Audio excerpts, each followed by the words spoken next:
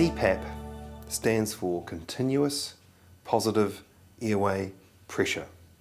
So when we talk about CPAP, we often talk about pressure. In the CPAP world, we talk about pressure in terms of centimetres of water.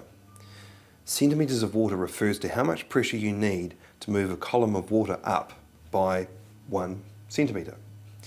This column has been marked off in centimetres, and inside the chamber I have some water. If I breathe in and out through this mask into the chamber, the pressure that I'm breathing at can be measured by how far the water moves up the column. So,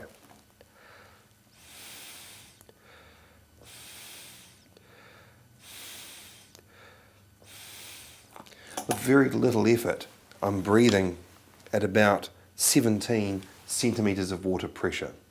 And most people do breathe at around that sort of pressure. Your CPAP machine will very likely be set on a much lower pressure than that. It's not an uncommon thing for women to be on a pressure of 6 or 7 centimetres of water. Men tend to be maybe 7, 8, 9 if you're more my size, bigger guys 10. Nonetheless, always less than the pressure that we breathe at. When you first put a CPAP machine on and feel that pressure for the first time, there's an effect that's not dissimilar to putting cold hands into lukewarm water.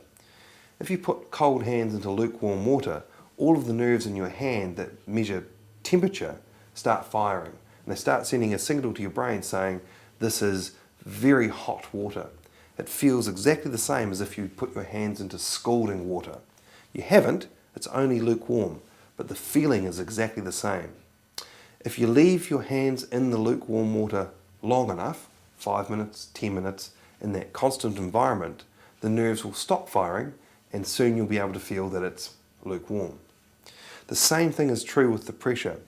When you first put a CPAP machine on, because it's changed, because it's different, all of the pressure nerves in your airway will start to fire, and they'll send a signal to your brain saying there's an enormous amount of pressure here, and it will feel unusual and maybe even uncomfortable.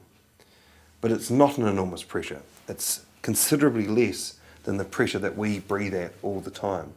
And if you just relax with it and breathe with it for 10 or 15 minutes, very soon you won't feel that extra pressure at all. The nerves will stop firing. It's not an illusion, it's real, but it's transient. It won't last very long at all.